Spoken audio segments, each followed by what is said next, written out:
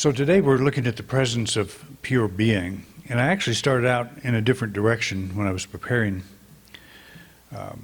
this talk today, but I want to kind of pick up where I left off last week because it does lead into what I want to focus on this week and next also.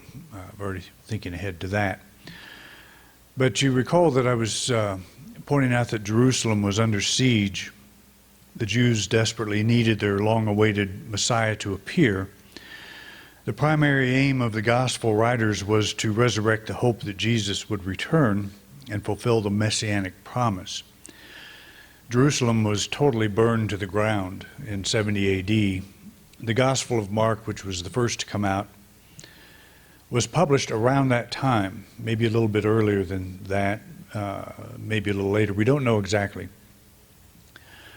But it doesn't seem to me a great coincidence that a gospel would come forward, a written work would come forward at this time. And probably Mark's audience was more, they weren't the Jews under siege in Jerusalem. They were probably Christian Jews or Christians or Jews that had converted to become followers of Jesus, early Christians. All early Christians were Jews, you know that. There was no such thing as Christianity. Back in those days, they began to use the word Christian quite a bit later. But they were called followers of the way. But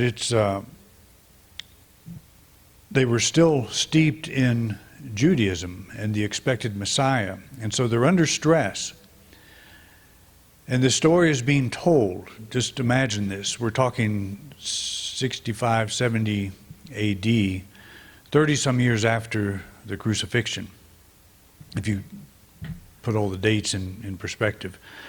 And those are all a little bit ambiguous, too. We don't know exactly when everything happened, but it's pretty good guesswork. So this persecution is happening, and also Peter and Paul, it's believed, were put to death about 67, 68 A.D. So Mark could have come out right at that time. Peter and Paul were Christians. They were converted Christians. So the Romans were persecuting the Christians. The Jews were under persecution. The Christians were under persecution. It was happening on both fronts. So for Mark to pick this time to put this story in writing that had been talked about for all of these years probably was a very important time for him to do that. And for him to take the Jewish perspective that it's all about the Messiah. Jesus is the Messiah. Yes, he was put to death, but he's coming back. He's returning. And so that's the new narrative that developed in the Christian era. But it's a way to think about this. Just put yourself in Mark's place, the author, and we don't know who the author of the Gospel of Mark was. That name was assigned at a later time, and it doesn't really matter. But he would have been well aware of this.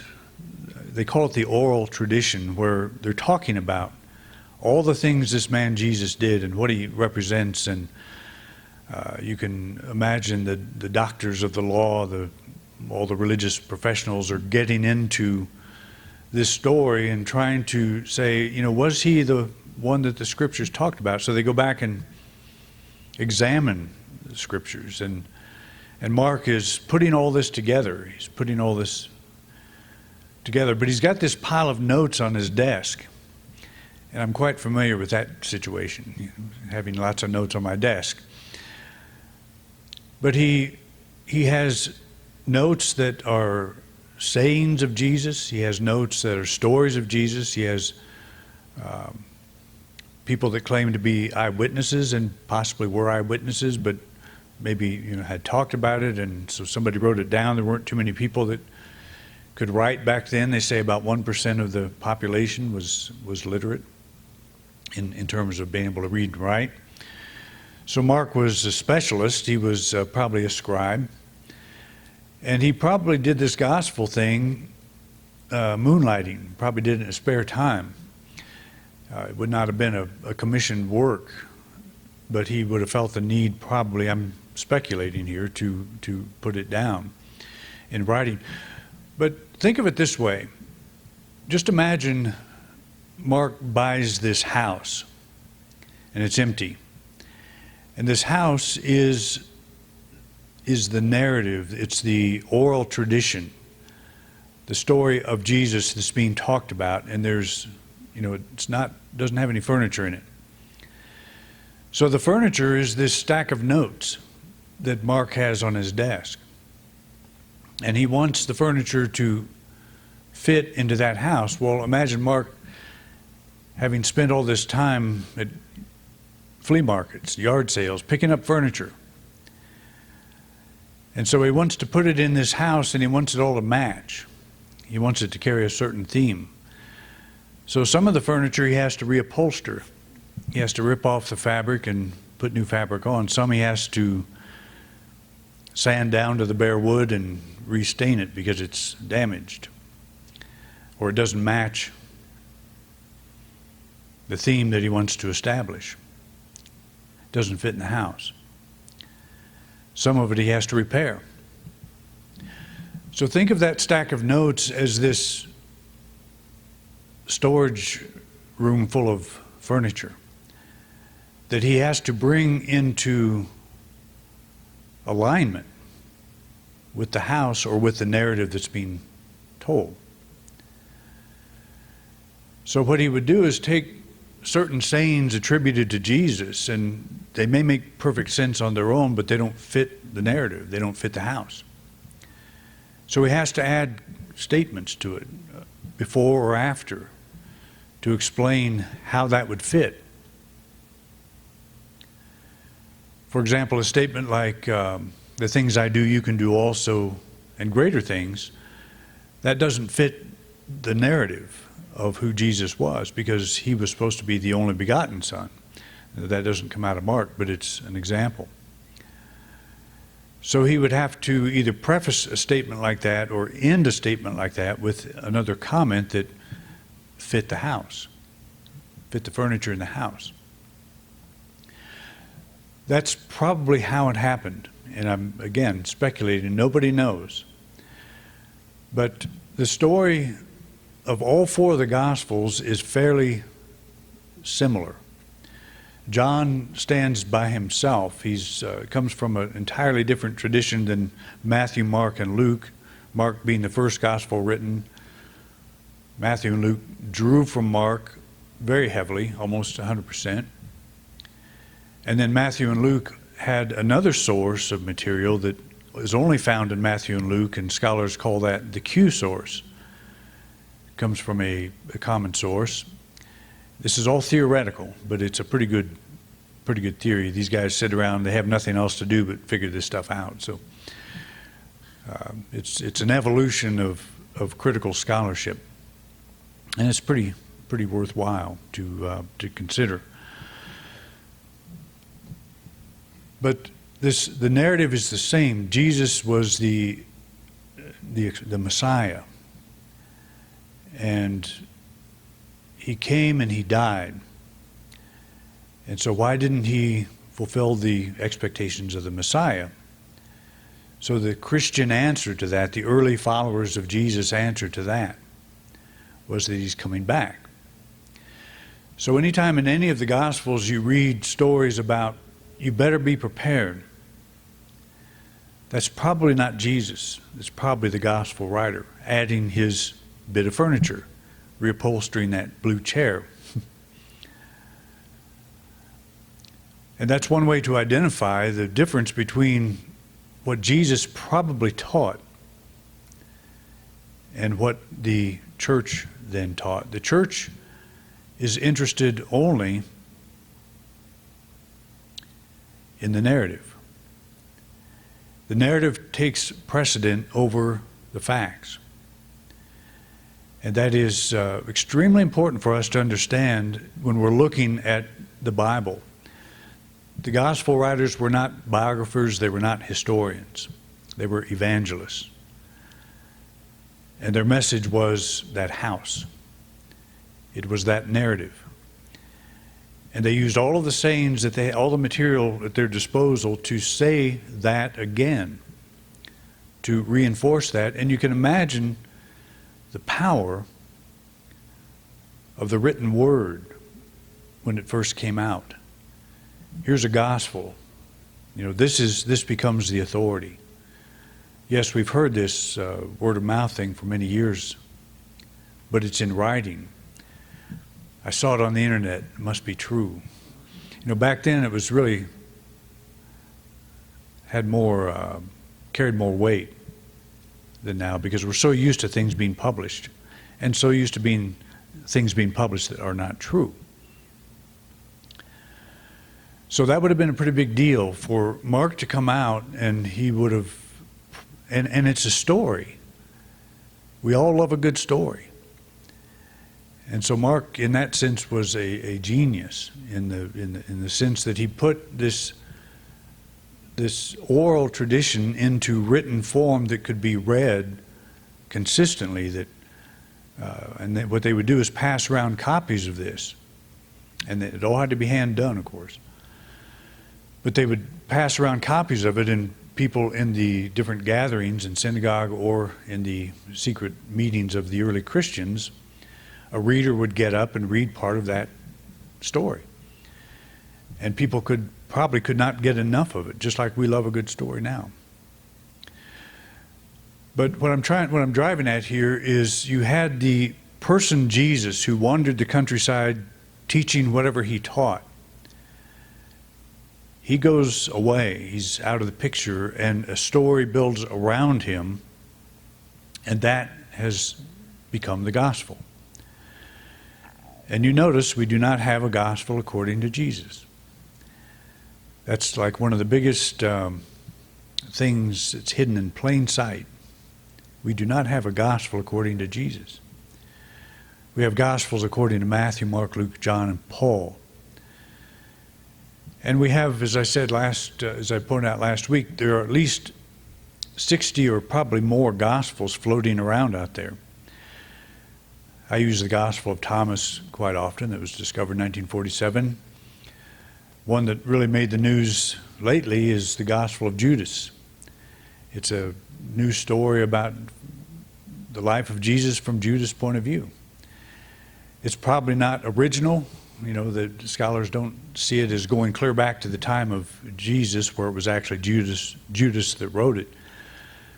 But the point is, there are many views of Jesus, and one survived as what we think of as the gospel.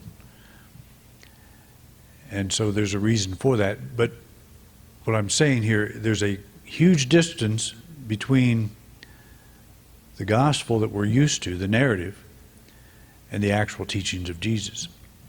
And so next week I'm going to get into a little bit more on how we can identify the difference, how we can tell the difference. It's, to me, a very important thing. And I'm writing a book about it. That's the theme of the book I'm writing, my 9th shot at writing books. So here's another interesting thing. And all of these things that I'm talking about are in plain sight. They're right out there. But we don't put two and two together. For example, the birth story, we have wise men coming from the east, we have shepherds. And when we tell the Christmas story, that's all one thing, that's all one story. But actually it's the wise men, that's Matthew's version. The shepherds is Luke's version. They were never intended to be put together. But we do that as if that's just natural stuff. That's the Christmas story. So it's the Christmas narrative. It's the same thing. Is it based on fact? No. I think probably the closest thing to a written gospel would be that stack of notes on Mark's desk. And if that was ever discovered, it would be a pretty interesting thing. But my guess is it would interfere with the narrative. And it would probably end up in the Vatican's secret archives. And you know, the Vatican's secret archives have 53 miles of shelf space. You know how far that is? It's about, as the raven flies, about from here to Rifle. Wouldn't you like to have a library that size? So you've got all these documents, and they say they go back to the 12th century, but who knows what's hidden in there? And they're trying to digitize all of that, and I'm getting off the subject here, but it's very difficult to do with handwritten documents. But they're working on some different processes, computer processes to do that, so it won't be probably in our lifetime. But Jesus was raised on the Messianic hope. An examination of a thread of surviving sayings that is in the Gospels strongly suggests that he presented an alternative understanding of salvation as a spiritual awakening to our oneness with God. In other words, his narrative was, I've come to die for your sins. If you accept me as your Savior, you'll be good. That wasn't his message. He was well aware of the Messianic hope. He was exposed to that from childhood. And so I put myself in a position of someone like him. I was exposed to it as well, but I changed my mind. I learned other things that took me away from that particular narrative. And so why not him? He was probably exposed to the community of the Essenes, who had a different view of things. There were a lot of different influences in his time that we don't always hear about because they were snuffed out by the ones that wanted to keep the theme of the house the same. But we're slowly digging things up and bringing that to our attention. But I can imagine Jesus, having been exposed to this, saying, well, that's a good story, and probably bought it for quite a while, but then began to think through his time of meditation, through his time of inner reflection. I think I see something more here. I think these prophets and the Old Testament writers, and I think there was a mystical thread that we're missing here. Maybe you read the Kabbalah. But it's very plausible, very feasible that he rejected the Messianic hope and said, that's not the salvation we're talking about. The salvation is waking up to our oneness with God. And so I can see how that happened. And this, what I'm calling the mystical thread, is these bits and pieces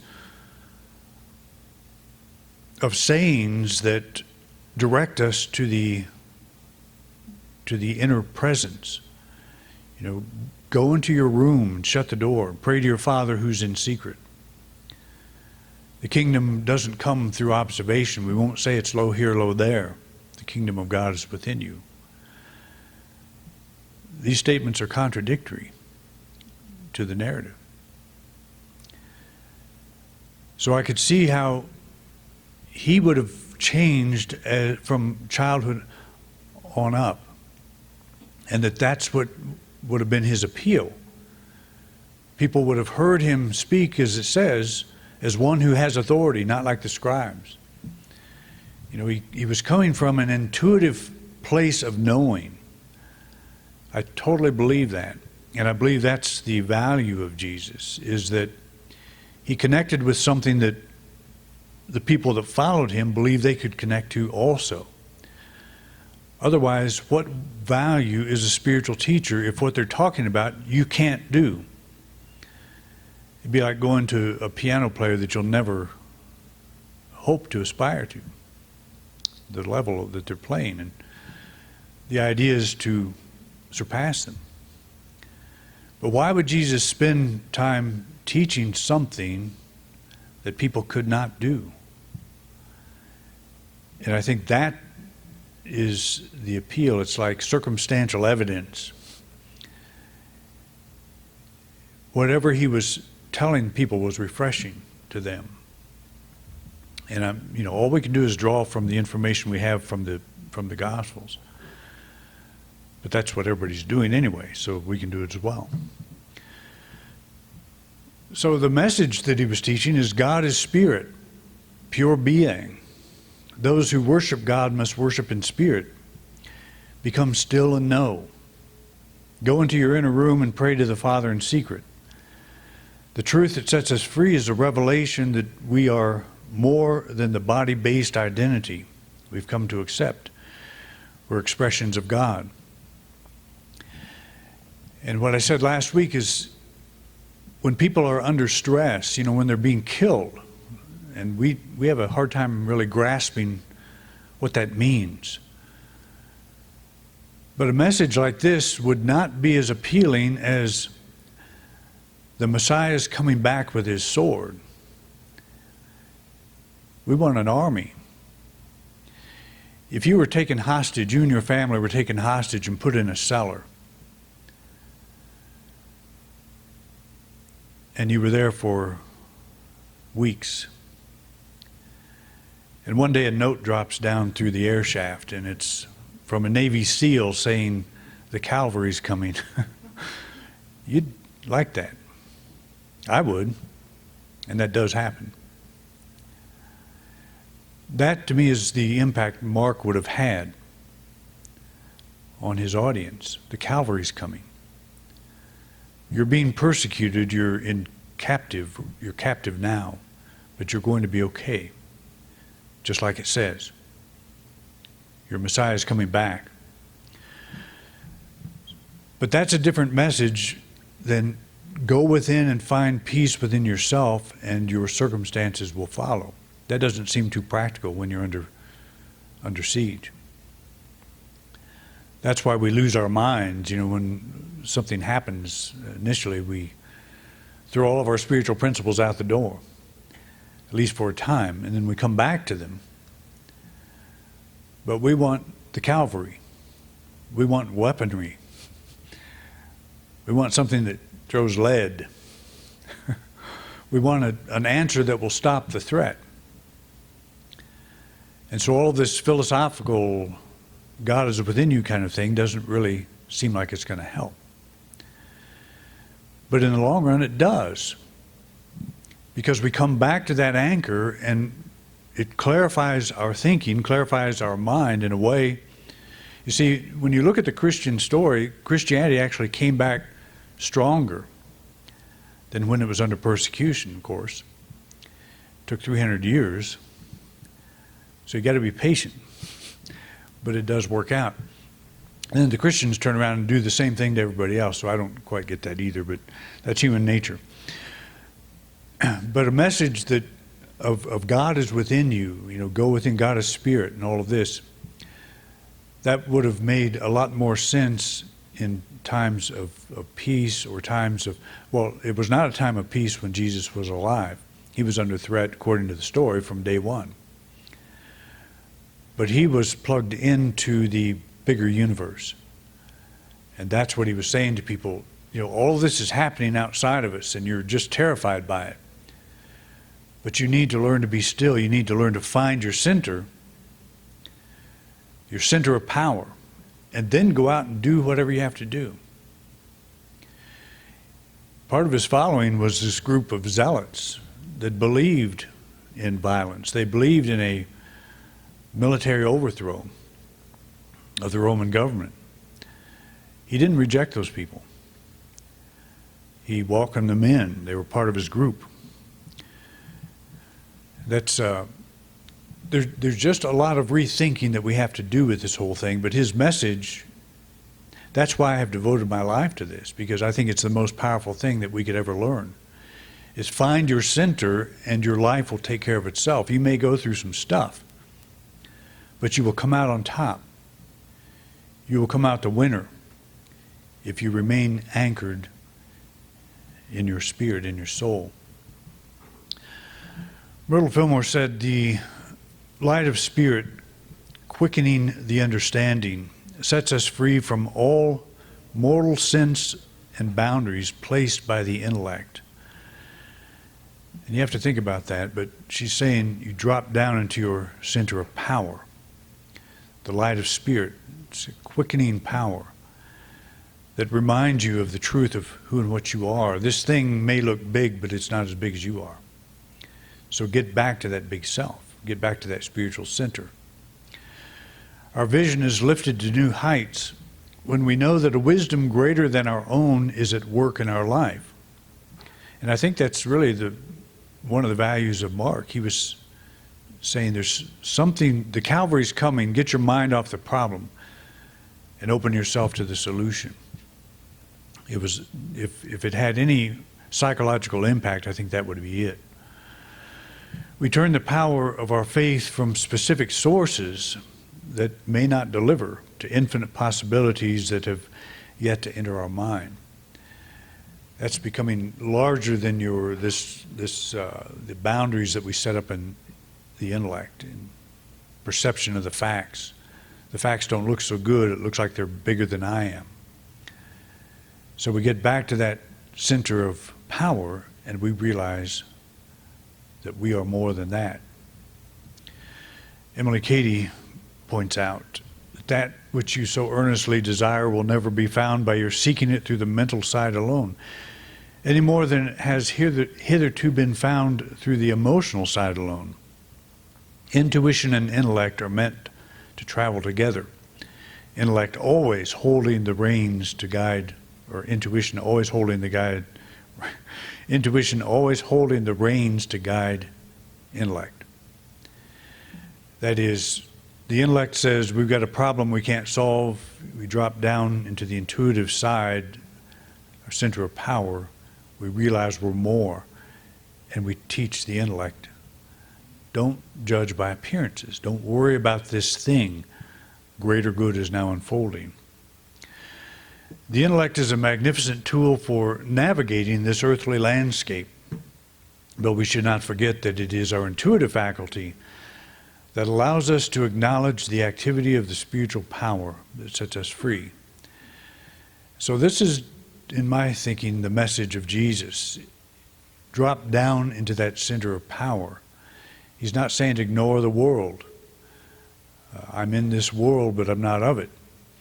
That's what prayer that he prayed for his disciples. I pray that they not be taken from this world, but be kept from the evil one. And the evil one is our spiritual ignorance. We forget. We forget who and what we are at the deepest level. Jesus' message of an inner kingdom translates as God is a present help in our time of need.